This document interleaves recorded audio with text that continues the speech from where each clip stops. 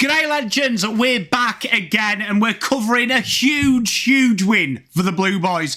It's 3 in a row now, arguably a big statement victory as they've beaten someone you can't just say, it's only Carlton come through. Today we're going to deep dive into it, not just a surface level breakdown, but a full match breakdown, looking what worked for Geelong, what didn't, and what Carlton are looking like now in this new kind of almost rebirth in the season. We got some mouth-watering stuff to get into, so grab yourself a brew, strap yourselves in, and let's crack in.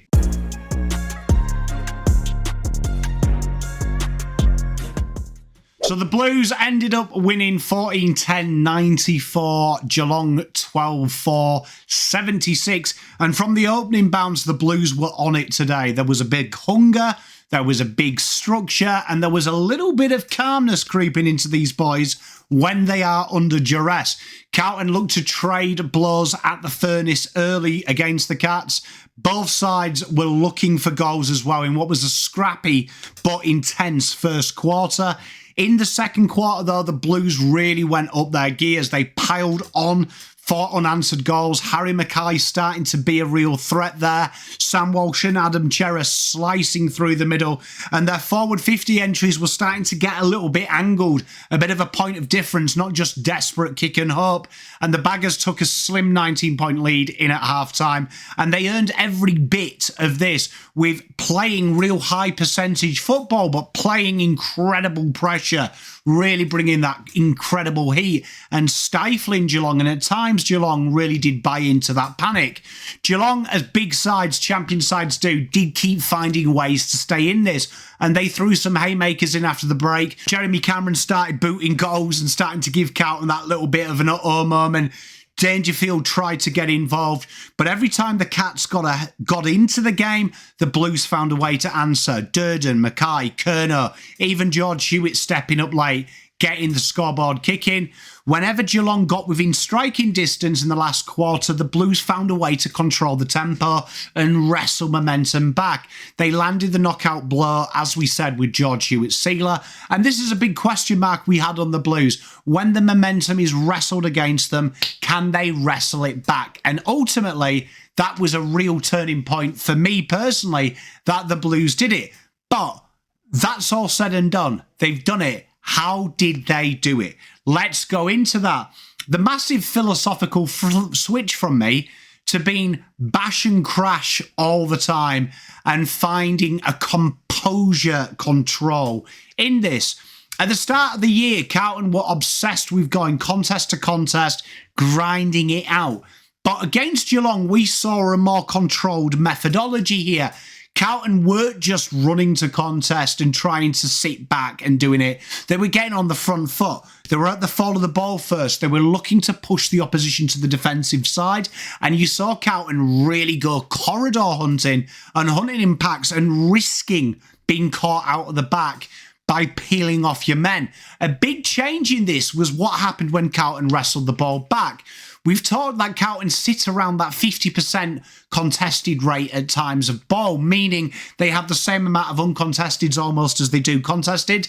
This was a massive drop, 36%. What's happening now is when the Blues win the ball back, they're in a good position where they're not all condensed together. There is players spread out on the field at the point and the fall of the ball. Once they open the game up, they're trusting that first option. They're trusting their ball movement, not just pig-headed movement. This not only preserves energy for longer because you're more intuitive when you're running, but it kills opposition zoning structures, which relies on Carlton getting condensed and overusing the footy. This was a real good sight here because what we saw happen was with that big press being spread and the forward press now not being condensed to the fall of the ball, but almost being like a swarm of locusts going into the opposition D50, it causes teams to panic. It causes them to kick it long. A lot of turnovers, about 65 from goal. And the big one here is the rebound 50s being converted. Brutal transition play. 36% of Carlton's rebound 50s became inside 50s, a real strong rate. This was led by Carroll, Sard, Mitch McGovern, Nick Haynes, really looking to actively attack the ball and work together to one of you peel off and hit the flight of the ball and one of you stay with your man. You also saw when Carlton got the ball, lots of 45-degree short kicks, lots of waiting for the contact to handball on. A lot of that came from Cripps in the corridor. This stretches opposition zones, but also takes two players to try and tackle someone, creating that avenue of space in behind. And the forward handballs and kicks to players in space, not just always trying to hit the target, getting you to run on. And Assad and Carroll were big components of this. Carroll and Ollie Hollands at times got caught out with this by trying to kick to space where players could run into. It sometimes caused them issues early doors, but once they fed into this, it really was a massive shift. Carlton absolutely dominated in that first half. 33 points to 3 from turnover. They really looked to get the game moving in and move yourself up the ground, trying to get players up. Instead of bombing to contests, Carlton picked short contests, 15, 25 metres. If you couldn't go forwards, go sideways, change the angle. And their intercept kings at the other end, Stewart, SDK, ball users like Lawson Humphreys, had no time to sag off and peel off forwards to attack the ball and get the game moving. They were bogged down with defending, and that was a real key component. You saw early doors, Carlton made that shift, that they moved Fogarty into that tagging role on Stewart. They moved Matt Cottrell to play higher up the ground and follow Sean Manners, so the conduit was out there. Carlton really looked here as a real spot on for Voss. I'm very harsh on Voss. Got to give him the credit. He really took their tools away, but then allowed us to have tools ourselves in the cure. This was a real strong performance from the director's box there, really, the tactical box. And then it was the Twin Towers execution. McKay and Curnow, the perfect 1-2 punch. McKay anchored deep, playing that full forward role, which we saw Young do last week. And then Curnow starting at high half forward, sprinting into space behind Stewart, causing Stewart's zone to be alerted and him peel off. They didn't just outmark Geelong in this area. They really tore the defensive spacing apart. Carlton's average entry was a lot deeper, and you saw that they were looking to hit the goal square, and this really pulled them away, further away from their midfield. And then it forced Geelong to really pick their poison. Do they zone back and give Charlie Curnow space? Do they not double up on Harry and allow Fogarty and Durden to take their marks and Cottrell take them and Elijah take the marks at high half forward, which then makes you push up the ground, creating more space in behind? Carlton were really strong here, and this was a real positive performance. We saw them do it against the Eagles. We saw it do it against North. And the question was, can they do it to a top side? I've heard Chris Scott say they played bad, and I don't disagree, they did. But I think that was from Carlton's pressure and Carlton's real planning here. They really did forward plan well. This is probably one of the first times for a long time I've seen Carlton really monster that tactical avenue. And then the midfield shape and the defensive running. Adam Cherrett and George Hewett and Sam Walsh really playing that three-piece, which spreading that load between Cherrett, Hewett and Cripps as pure on-ballers creates more uncertainty. Cripps, 8 tackles, 8 clearances, didn't attend every centre bounce. Hewett having the monster load with Cherrett, and then spurting Walsh, Motlop through. You saw Walsh, the 6 score involvements, strong metres gained.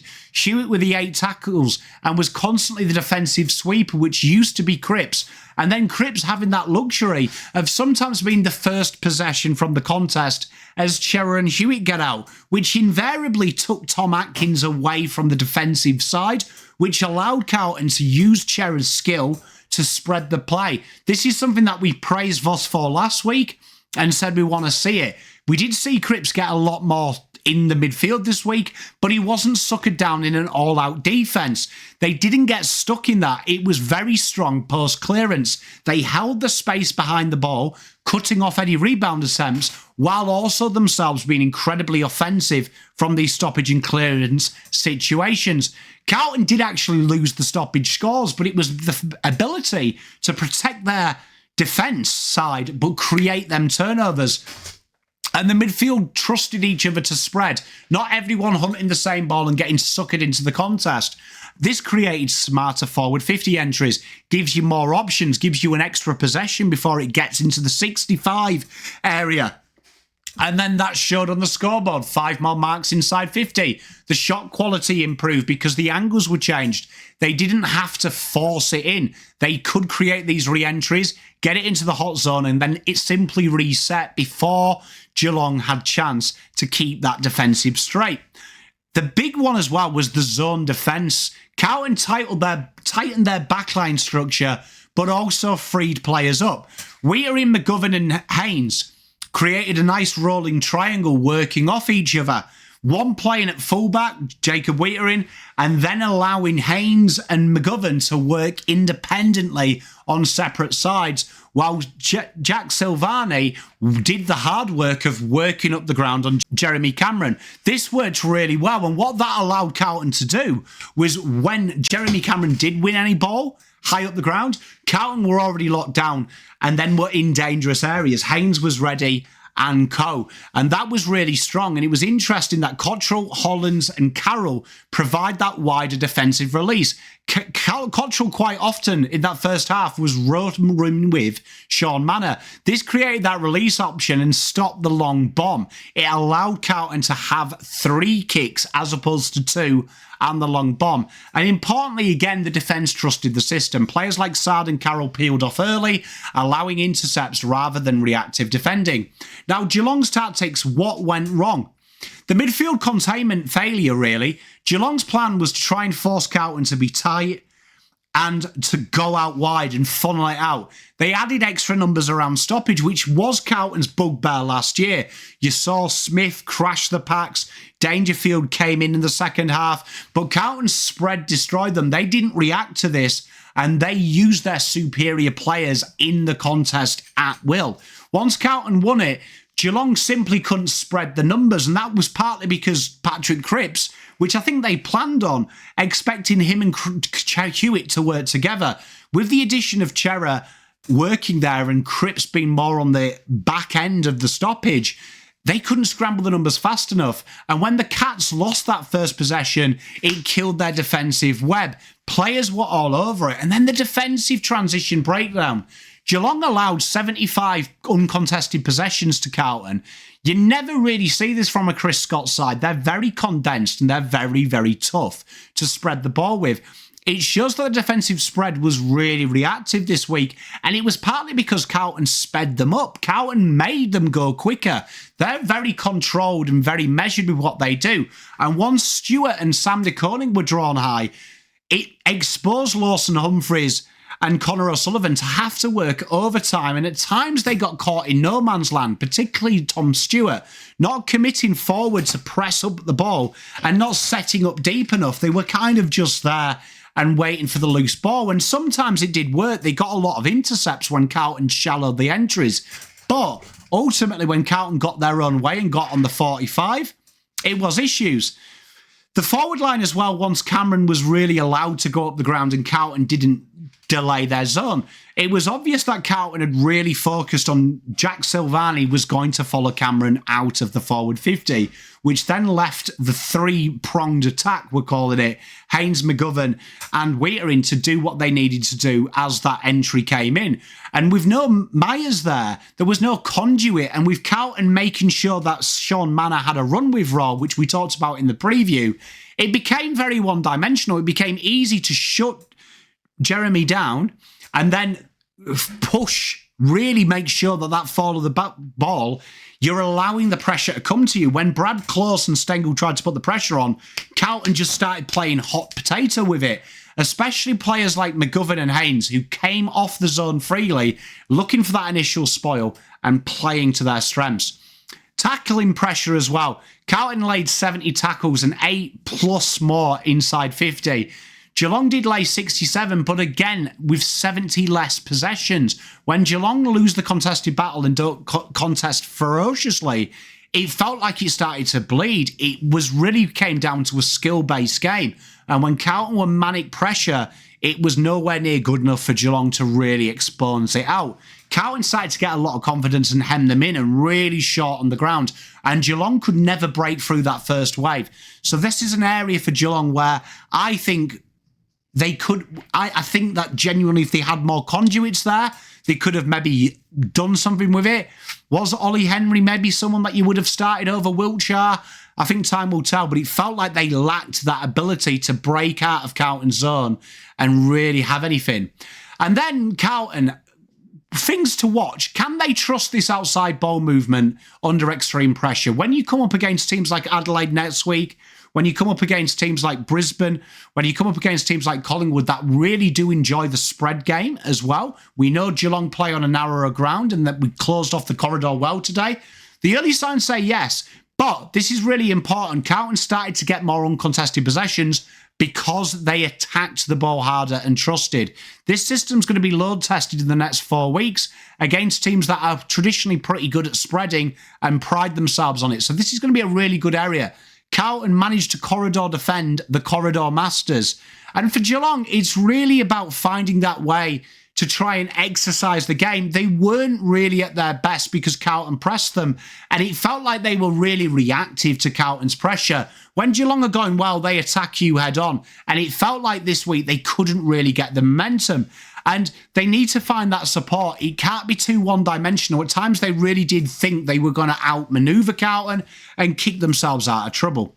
Let's look at the player focuses then. Harry McKay brought the ball to ground well. When he didn't mark it, I thought he played a selfless game as well, staying deep, and took his 12 marks well, took his goals well as well. Charlie Curnow, I thought, really was smart with his leading patterns, really pushed Stewart back, pushed Lawson Humphreys back, made them work, and forced them to abandon their intercept possession just to survive.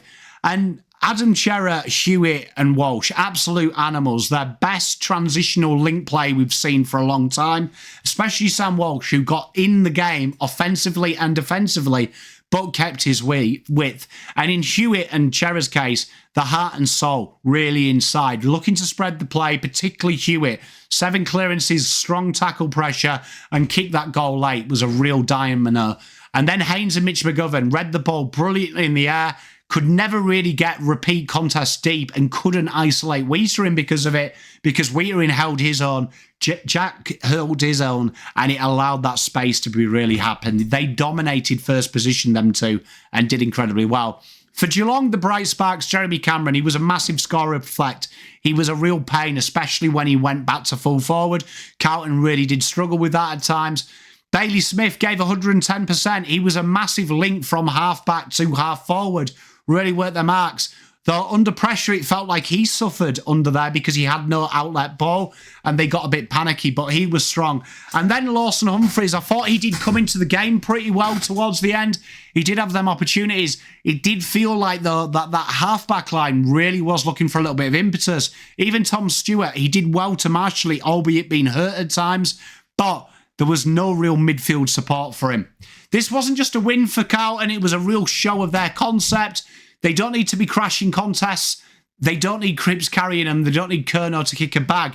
This was a real team effort. This was run with that real intent, that tempo control, and they were very smart tactically today. Meanwhile, for Geelong, you can't jump off them. It was definitely an off day because of the pressure, but they are smart enough when the chips are down how to find it. Whatever happens now, though, let's get around these boys. This was a real strong performance. They've done it again, and it's one to savour. Is the lid off? Not yet. It hasn't been yeeted over punt road yet, but the signs are positive. The Blues did this to a strong side. Smash that like button if you enjoyed the tactical breakdown. Subscribe if you do. Loads of AFL content. I've got the great Ian Brownie with me tomorrow night on the Kick It with Pom, where we go through the week that was. Much love, everyone. Make sure you hit that like and subscribe. See you soon. Pom out. Spent all my life holding all of it closely. I played it innocent, a feel of discontent. I'm finally facing it all, fearless.